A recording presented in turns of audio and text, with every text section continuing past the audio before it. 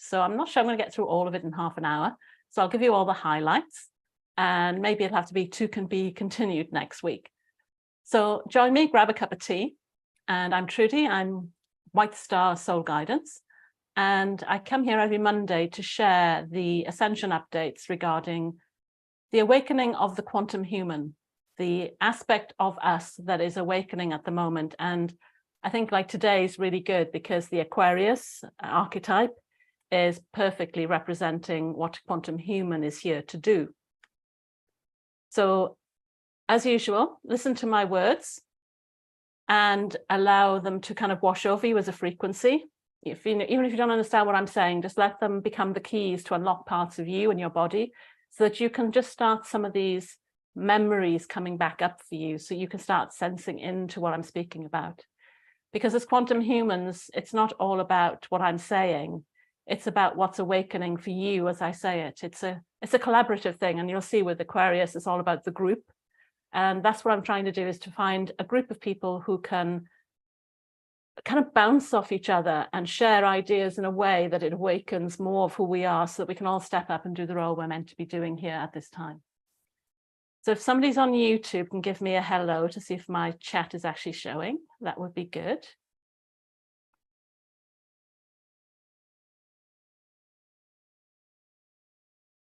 I'm just having a quick look here.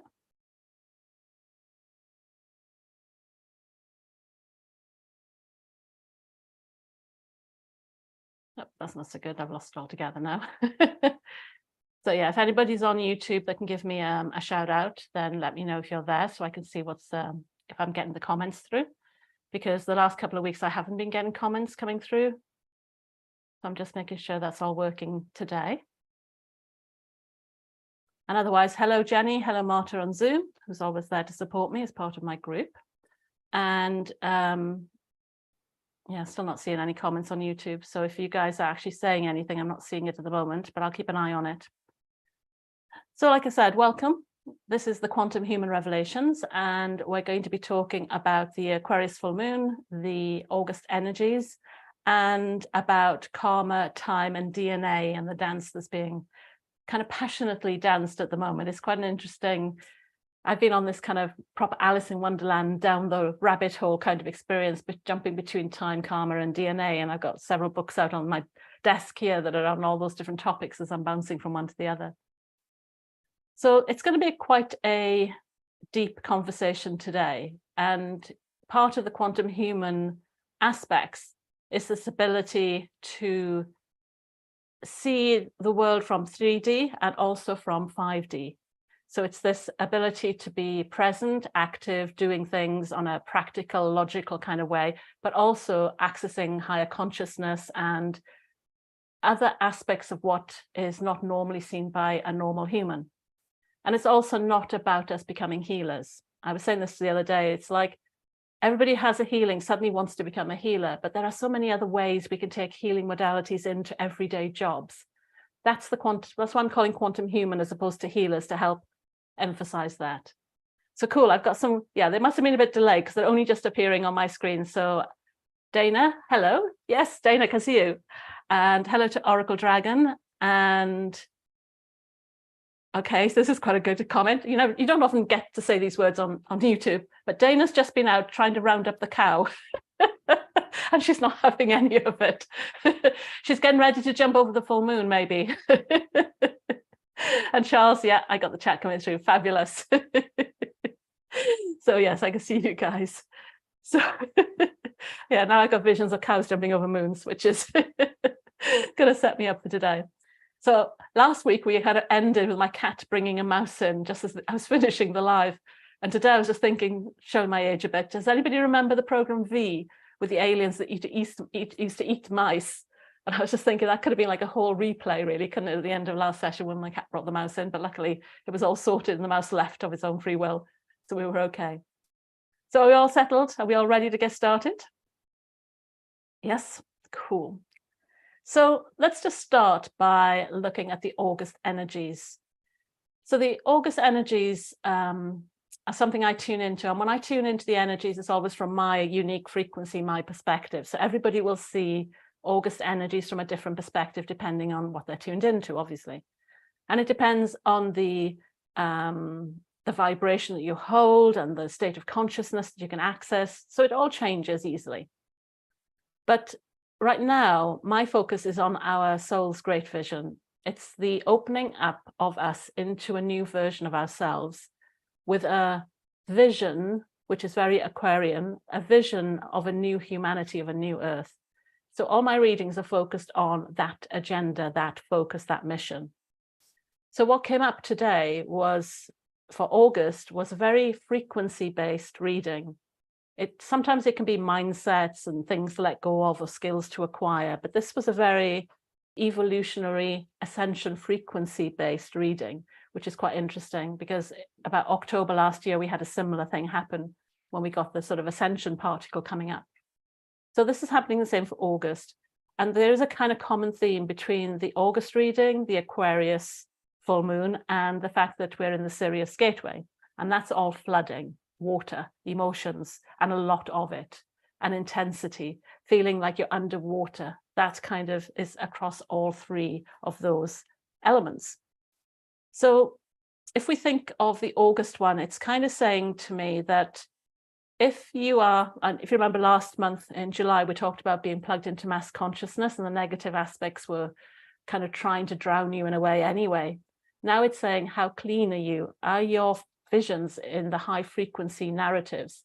Because everything you're doing is defining your future. So if you're still plugged into the old, even if it's not just even now mass consciousness, it's your old betrayals, your old abandonment and rejection issues. If any of those are operating now, they're going to also impact where you go. And it's kind of all pointing at the Merkaba, which is our kind of chariot. And it's almost asking us to cleanse this chariot. And the visual, I kind of see it as like your little spaceship, your little space module. If we cleanse that correctly at the moment from karma, from old beliefs, from old spiritual practices that no longer suit us, whatever, if we remove all that now, it's almost like this thing can move through time in a much easier way. That's the kind of overlapping where time comes into this August reading. It's about really purifying our intent on what we think the 3D world can be, what we can achieve in the 3D world, including the concepts of time alteration and time bending. And as soon as we can accept that, then we'll find things will move more easily. And one of the sort of strengths that we have is you don't have to kick down the door to achieve this. You just have to put the key in and lock it and walk in. And the simplicity of that message is almost like a relief, like, oh my God, I don't understand what I'm going to be doing. How hard is this going to be? But it's just saying, just allow it. And it kind of backed that up by saying, everything is fine. Everything's going exactly as it should be. And even if you're flooded right now and feeling underwater, just like Sirius brings that Nile flood every time it rises, as this heliacal risal now coming up in August, the floodplains bring nutrients, bring silt, bring sand into the earth. That means they'll have a good crop, that it becomes more fertile, they can grow more abundantly the following year. So this underwater feeling is this kind of preparation for us to sprout effectively. So the key things that the August reading was emphasizing was that keep grounded.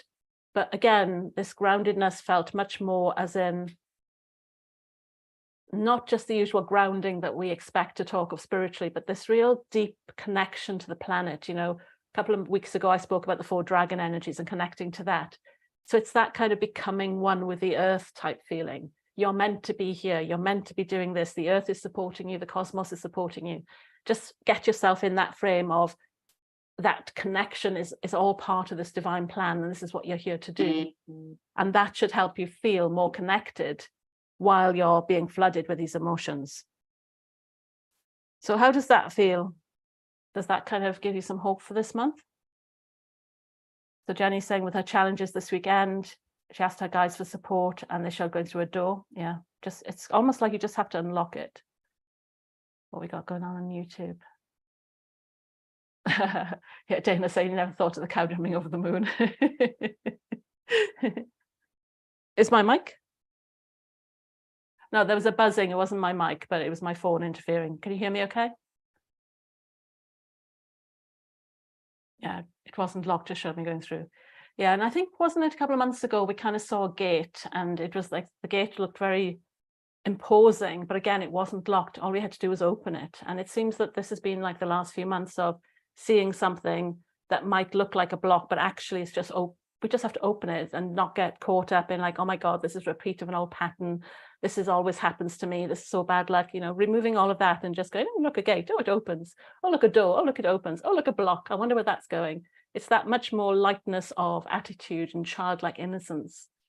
And that kind of leads us into the Aquarius energy as well, because there's kind of two aspects to Aquarian. There can be either a Saturn based, which interestingly is karma, and Saturn can be very disciplined and very rigid and very structured.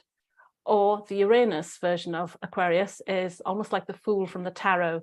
They've got no life experience, so therefore they've got no limits on what they think is possible. They can walk through life kind of excited by the adventure and the exploration of life. And it's that kind of feeling that we want to aim for, not the Saturn disciplined one. So you can see how these are all kind of weaving in together here. So if we focus a little bit on Sirius, we know the Sirius energies are our spiritual sun, as we spoke about last week, and that's trying to get us to be bigger, bolder, to remember more of our multidimensionality, to remember our 5-dimensional skills, energy sensing, time traveling, time bending, higher consciousness thinking, future focus type energy. So you've got that coming in from Sirius. And then we've got the Aquarius full moon, which again is a visionary. It's problem solving on behalf of not just self, but on the selfless humanity level. And as we know, we're moving into the age of Aquarius after coming out of the age of Pisces, because as we go through the ages, they go backwards compared with the astrology, which goes forward. So the next full moon after this will be Pisces. But we've just come out of the age of Pisces, which is like a 2,000 or 3,000 year cycle, into the age of Aquarius. And as we're moving into this age of Aquarius, it means that everybody on the planet right now is incarnated with that energy too, that we're all here to be change makers, way showers, leaders, finding new ways of doing things, and generally aimed at making everybody focus on just doing things better, being better, finding new, better ways to exist on the planet together. Now, if you've been following my soul journey workshops, then you know that there's 12, obviously, as we go through all the cycles. But as we're coming up to Aquarius, we're coming to the end of the cycle.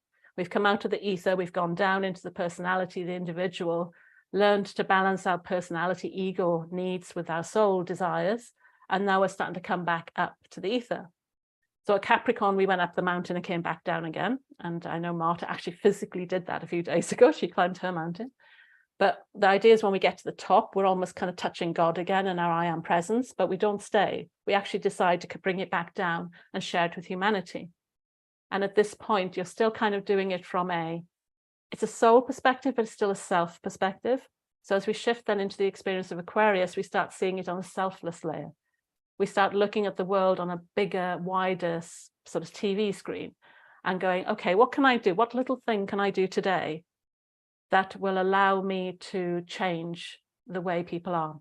And it could simply be going out and sharing smiles every day. You know, it doesn't have to be, I'm going to fix the global warming issue. It could just simply be go out, smile at people, be there, talk to people, have deeper conversations with people, build communities, support your children. You know, there's just so many ways we can do this, little steps at a time. Now, the Aquarian has the balance of structure and discipline as well. So they have not just the dreamy ability of seeing what the future could be, they can connect into mass consciousness and discover the kind of the overall theme of what humanity needs. So they're picking up on what are the wishes and wants of humanity, and then bringing that back and physically bringing it down onto the earth and physically birthing it. So it's not just all up in their heads. If an Aquarius hasn't acquired their full skill set, they might get stuck up there. And that's why they need the grounding to keep bringing them back down so they can birth it.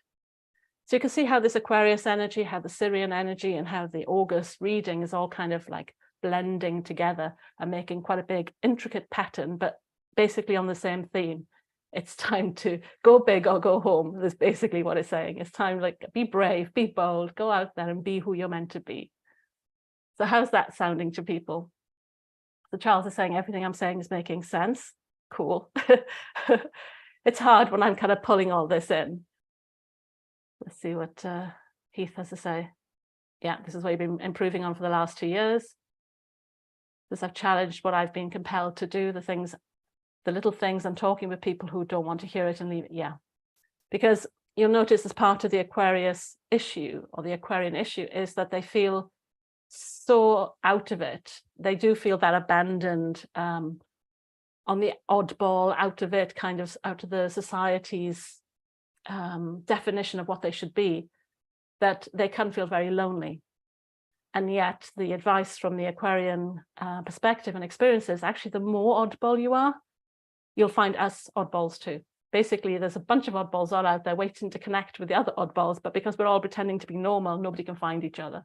And that's the kind of energy that we're trying to encourage on the Aquarius as well.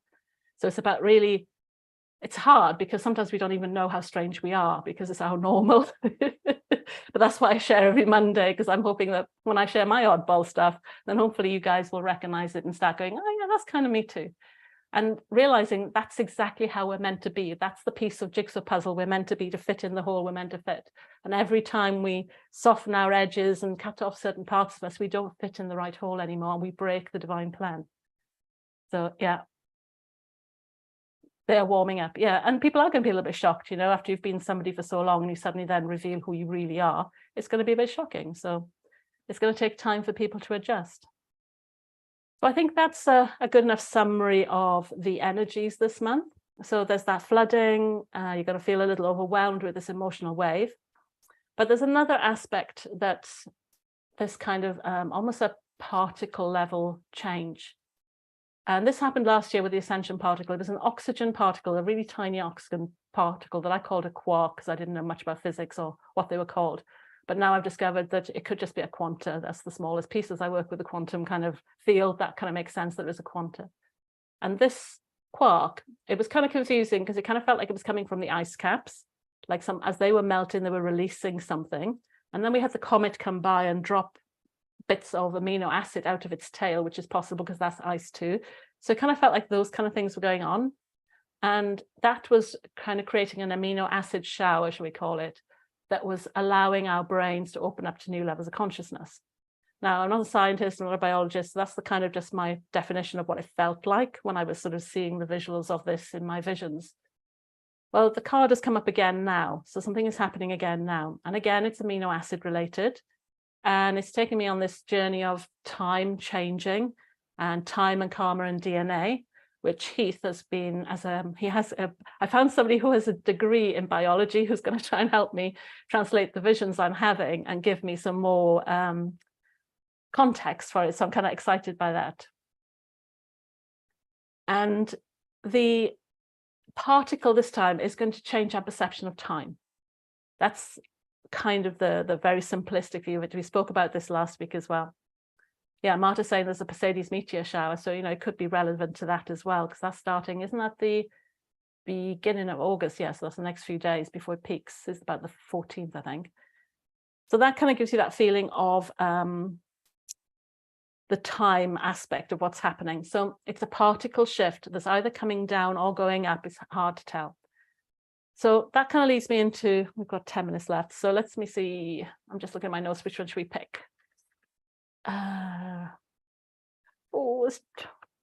Let's stick with DNA at the moment. Yeah, let's talk about DNA and a bit about time. So it's almost like this particle is going to allow us to see time in a completely different way. So we know time is linear, we know it's man-made, we know the calendars have been calculated. They originated off of the cosmic clock. But as the axis of Earth wobbles and changes, then obviously our night sky is no longer like it was at Egyptian times, and the location of where the planets were, what seasons have all shifted. And it's kind of like what it feels to me, even when we talk about the 8-8 gateway and the numerology dates, even those don't feel like they're aligned anymore. Like January, February, March in the Northern Hemisphere is meant to be winter time turning into springtime, and then summer, you know, and all of that feels like it's shifting, and it's this axis of the Earth, not just from global warming, but there's an axis from Earth kind of shift. And there's been a lot of talk about the magnetic poles. We had iron and things coming in before Christmas. So the magnetic core was changing. The Schumann resonance has been all over the place. So there's been a lot of kind of magnetism changes on the planet that could be responsible for some of this. I think I also saw somebody posting that there was a proton shower as well, which that's something new on my list to go and investigate. But there are a lot of things happening to the planet. And as I said, we're coming to the end of the age of Pisces and into Aquarius. And I think historically, when these ages have switched, there's been some big drama in between. Something big has happened in between. This time we had a pandemic. Previously, the calendar actually shifted. So I think Egyptians measure, we got the solar cycle of the sun. Then we've got the Syrian cycle, which was called, I think it's the Sothic cycle with the Egyptians, which is when Sirius was first seen on the east, which we spoke about, the heliacal horizon last week. And when it comes up, that's the start of the cycle. And it's actually 360 days, point something in its cycle as well. So it's the closest planetary cycle to the sun. But at some point, the Egyptians changed all their calendars from 360 days and added an extra 5 days at about 4000 BC, which was when they were shifting out of the age of Cancer and into the age of Pisces. I think that's the right way. I think it was Cancer, it might have been earlier, but I think that's the shift that was happening then. So, but there was a big age shift and they added 5 more days to the calendar. So actually it's possible that our physical time could change.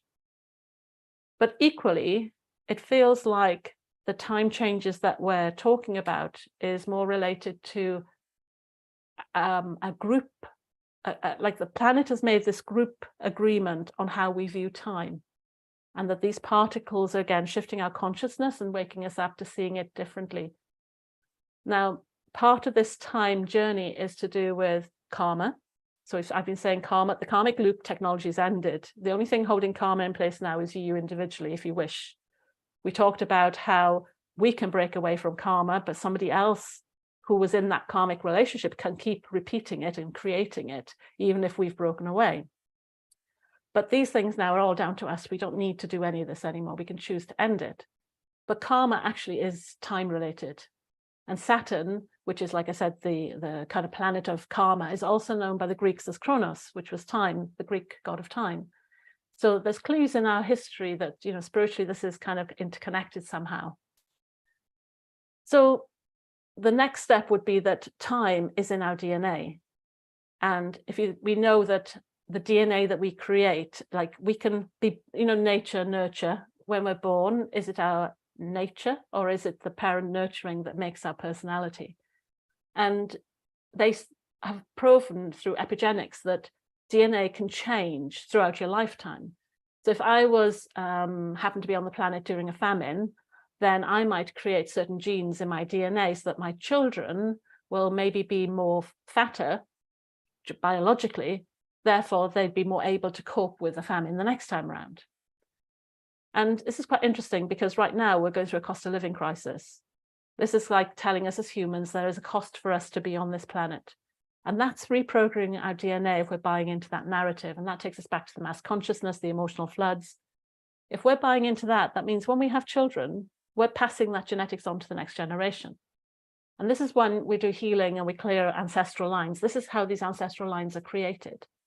And this is part of what time and karma is trying to tell us. It's saying, if you're aware that your past made your present, then be aware that your present is creating your future. And not just the future for you, but the future for your generations of humanity as well. Now, if we know that soul purpose, soul mission, which was kind of like a preordained reason why we were here on the planet, has also stopped. Now, take away karma, take away soul mission and soul purpose, what's left? It's what I've been saying all years, that this year is a year of no form. You can create it as you want. Those 3 things were holding it in place. Take away karma, which is like the tit for tat retribution or why you have to do what you have to do. Take that away, liberation. Take away whatever you were given as your soul purpose and your soul mission, because things have changed, it's no longer relevant. It creates liberation. But the problem with liberation is we have to then be able to create something for ourselves. And we've never had the freedom to do that before, which leads us to why I started this discussion in the first place, which was the creative path to abundance, tapping into our own creativity and understanding that that is how we make money on this planet. So it's all kind of falling into place this month, and all these pieces are kind of wrapping and tying into each other in a neat bow. So hopefully you can kind of get a feeling for that. So I'll just see what you guys are picked up from what I've just said.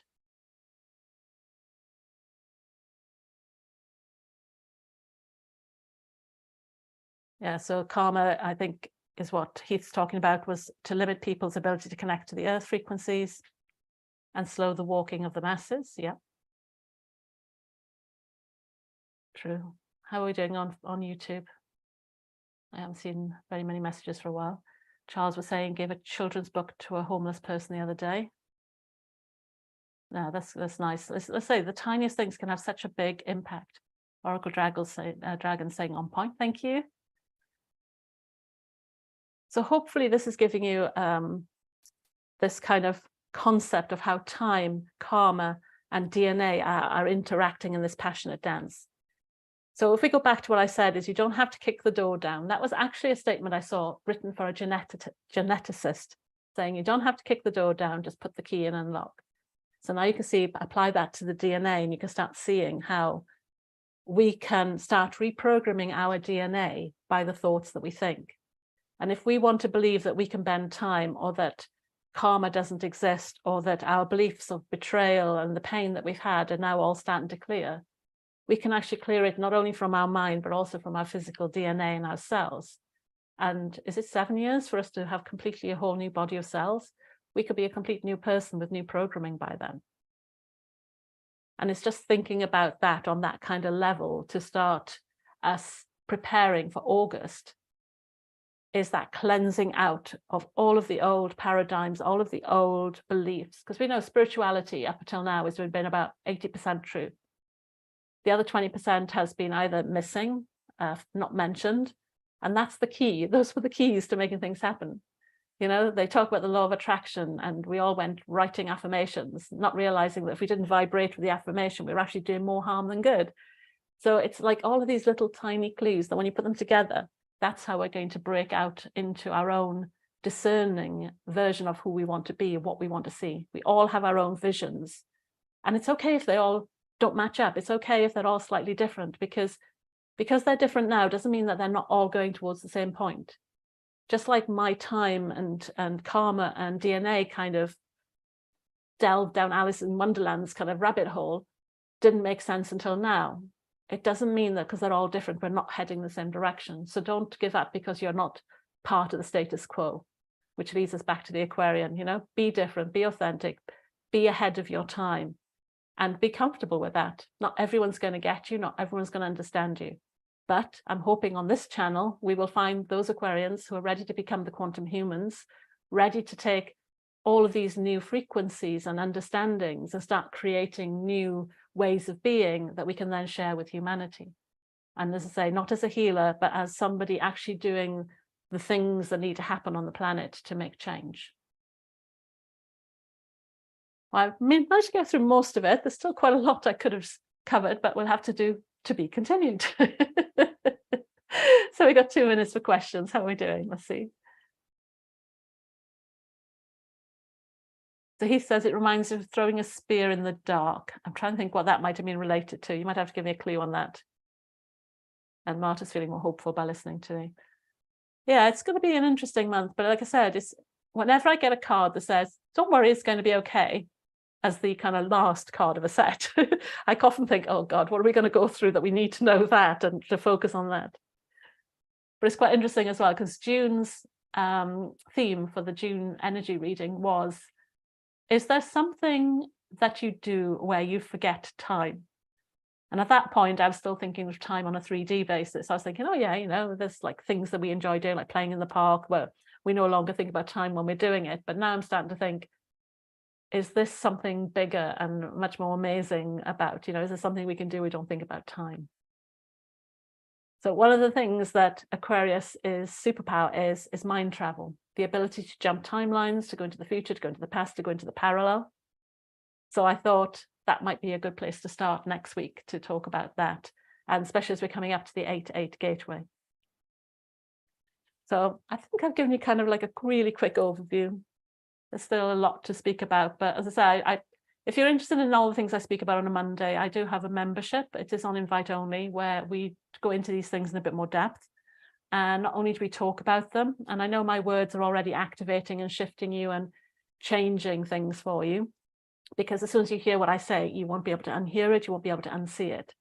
But even then, it's still like I give you the words, then it's up to you how you integrate it. Whereas in my membership, we guide it a bit more, and we create visions and soul journeys that help really integrate it. We check in with it to see how it's settling. We have measurements to see how well we're doing with it. We look at how it impacts. So, you know, it's constantly being guided and done as a constructive, structured process rather than a accidentally, maybe it worked, maybe it didn't kind of approach. And that's what I've been working on in my membership, is to build this almost like a quantum human school, I guess, training the skills. And as I'm seeing the ascension updates come through, what new skills are appearing, then I'm putting them in as training modules so that people then can learn how to use that for themselves. And again, it's a collaborative process, which again is very much a Aquarius kind of way. You know, it's looking at what everybody's reporting back to me, tuning it, putting it back out so that we've always got the best, as best as we can at the moment.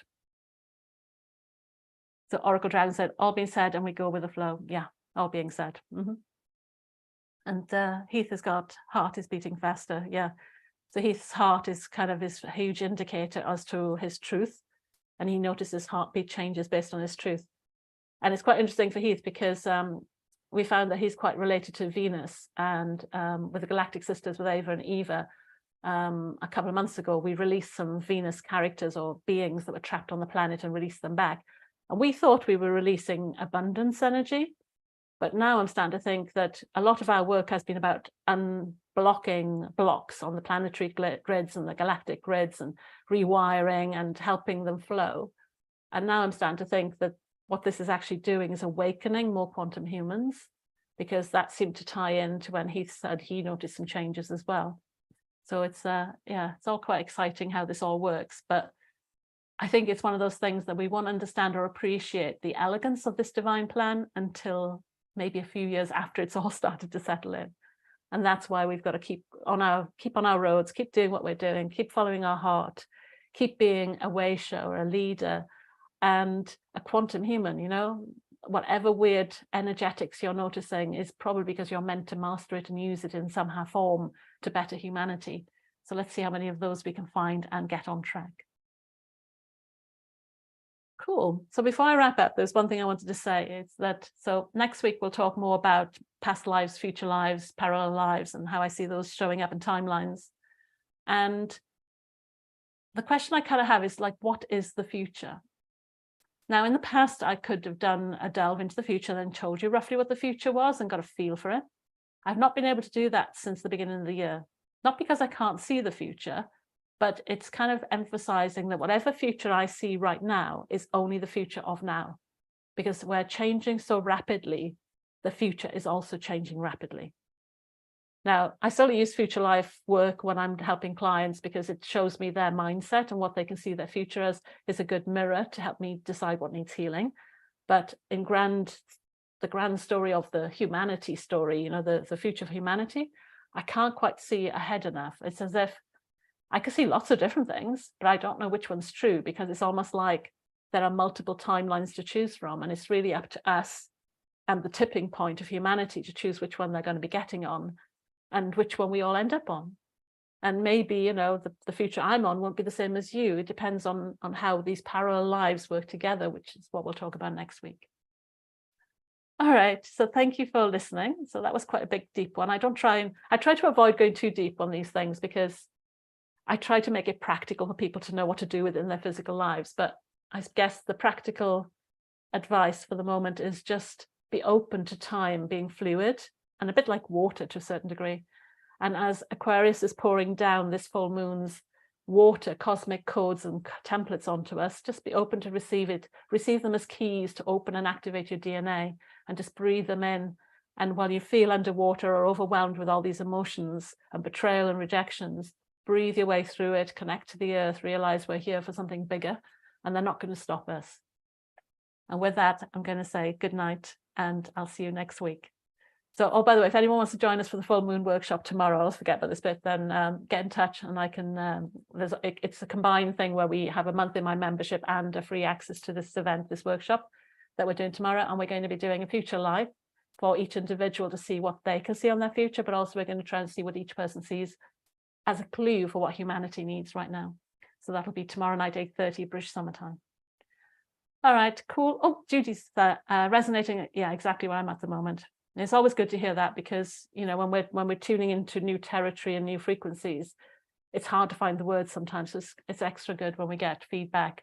And all of you has a little bit of the puzzle. So don't be shy in sharing. Even after, if you're watching this on replay, just share, because what you say might be quite a simple question, or you'll think it's stupid, but it'll give me a piece of the puzzle that I need to make the next step. And when I say it next time, you'll get your answer. So it's this real